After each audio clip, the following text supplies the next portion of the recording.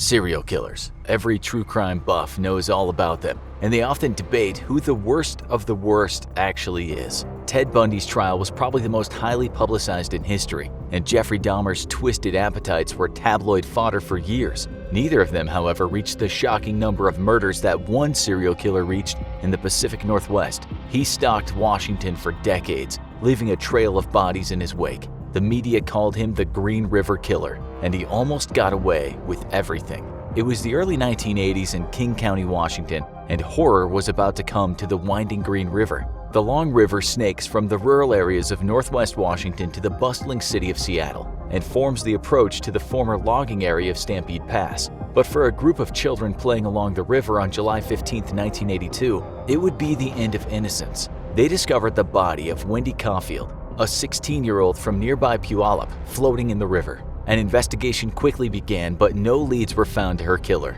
Wendy was likely the first to die, but she would be far from the last. It was just over a month later when 4 more bodies of young women would be found in the Green River. It was clear the Pacific Northwest had a serial killer on its hands. A massive task force was formed, the biggest since the hunt for Ted Bundy in the previous decade. Many more bodies would follow, all of them young women, many of them runaways and sex workers. But it would be a long time before the police had answers, despite them intersecting with the killer many times in the decades that followed. Who was this serial killer striking fear in the whole region? His name was Gary Ridgway, and he was one of the most effective and dangerous killers the country had ever seen. Born in Salt Lake City, Utah in 1949, Gary Ridgway seemed like a normal boy, but under the surface there were early signs that he was disturbed. He was a middle child with a strict, domineering mother. He struggled in school, battling with dyslexia, and was held back a year in high school. Evidence later showed his IQ was only in the 80s, but there were darker signs. His father was an angry man, a bus driver who frequently complained about sex workers along his route. Ridgway had a problem with bedwetting, and his mother humiliated him after every episode.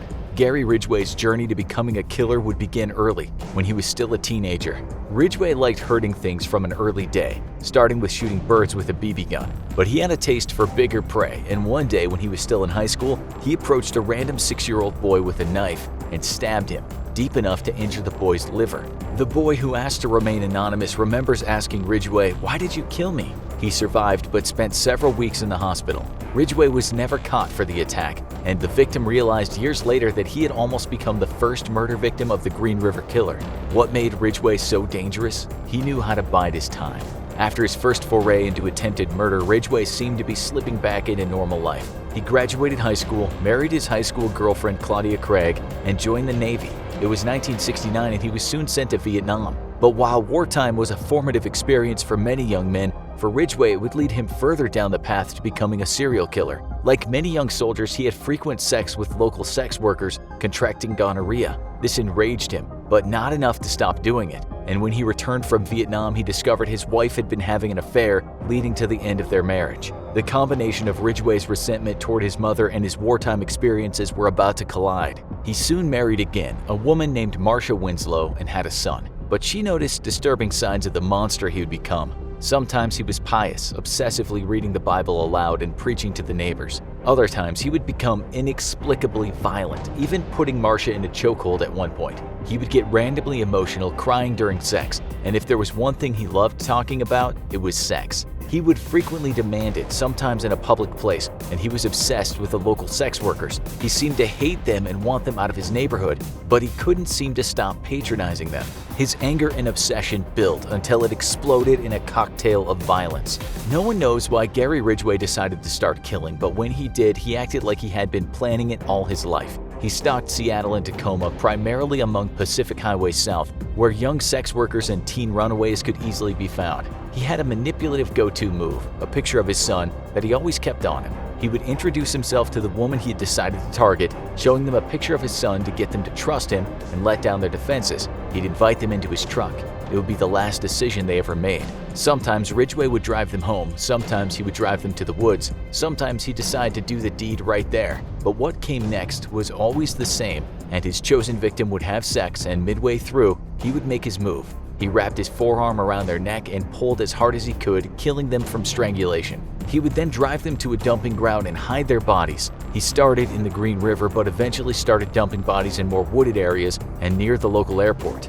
When asked how many young women he had killed over the years by investigators later, he would simply answer, "I lost count." Despite his low IQ, Ridgway was a highly competent killer. He knew exactly how to hide kills, spreading out the bodies and transporting some across state lines. He would sometimes contaminate the bodies with pieces of evidence he had taken off other people, like gum, cigarettes, and even written notes. He would sometimes pose the bodies naked before burying them, and he remembered where every body was, because sometimes he liked to return to them and dig them up so he could engage in necrophilia. It seemed like the perfect crime wave, but not quite. The police were onto Gary Ridgway surprisingly early. It was April 30th, 1983, and Ridgway had just taken his latest victim, Marie Malvar. But Malvar didn't vanish unnoticed. Ridgway's pickup truck had been sighted by her boyfriend, and the man chased down Ridgway, reporting him to the police. The police interrogated him, and Ridgway denied any involvement in Malvar's disappearance. They let him go, but it wouldn't be the last time he had contact with the Green River Task Force.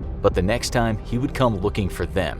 It was May 1984, and the toll of victims kept on rising, with 42 bodies being found in the area. The task force received a call from Gary Ridgway claiming to have information.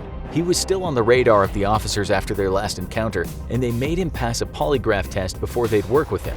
He passed, denying any involvement in the killings. This would make experts later think he was a sociopath who could lie so convincingly he wouldn't be flagged by a lie detector. The task force would look at Ridgway again, but he would keep on slipping away. As the bodies kept showing up near Green River, the task force became desperate. Experts Robert Keppel and David Reichert, both of whom had been involved in previous hunts for serial killers, even interviewed Ted Bundy on death row for his insight into the Green River killer's psychology. He identified many of Ridgway's patterns and told him to stake out one of the graves to see if Ridgway returned. But Ridgway was good at biding his time.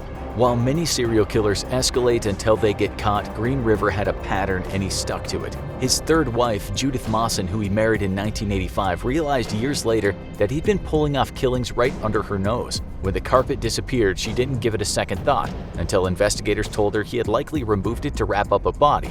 His irregular working hours were a cover for him leaving to hunt his victims and dispose of their bodies. She was contacted by authorities in 1987 as they renewed their interest in Ridgway and took DNA samples from him, but she never had even heard of the Green River Killer. This was also the period where Ridgway killed the fewest women, and Mawson claimed he had never been violent with her. Was he truly in love and able to suppress his darkest instincts, or was he just waiting to strike again? Gary Ridgway's reckoning would have to wait more than a decade when the DNA samples collected in 1987 were finally analyzed by a state-of-the-art DNA lab. This time they turned up a match and the task force had finally cornered the Green River Killer.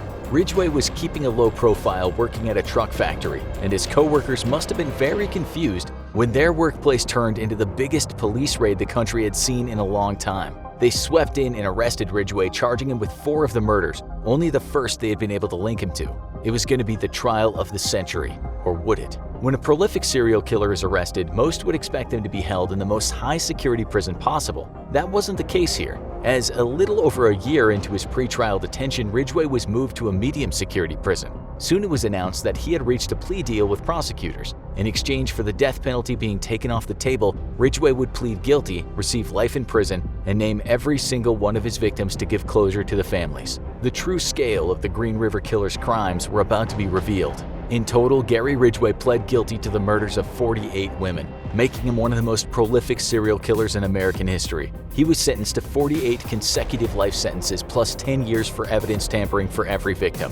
He won't be getting out of prison ever again unless somehow he discovers the fountain of youth in his prison toilet. With the new evidence he gave them in prison interviews, police were able to track down the bodies of many of his carefully hidden victims around Washington and near Portland, Oregon, giving closure to grieving families decades later. So is Gary Ridgway the worst serial killer in American history? That depends on who you ask. Ridgway's confirmed 48 killings puts him at the top tier, and he's confessed to killing 71 women in total, although many of the others are unconfirmed. He continues to be cooperative with investigators as they look into missing person cases from the time period he may be linked to, but he's not the only serial killer who claims to have a horrifyingly high death toll. Samuel Little, another prolific serial killer doing life in prison in California, traveled the country weaving a career of mayhem from 1970 to 2012. Constantly in and out of prison for crimes ranging from drunk driving to armed robbery, he was convicted of only 4 murders in California and Texas. The FBI thinks differently. The federal investigators have linked Little to 50 murders around the country,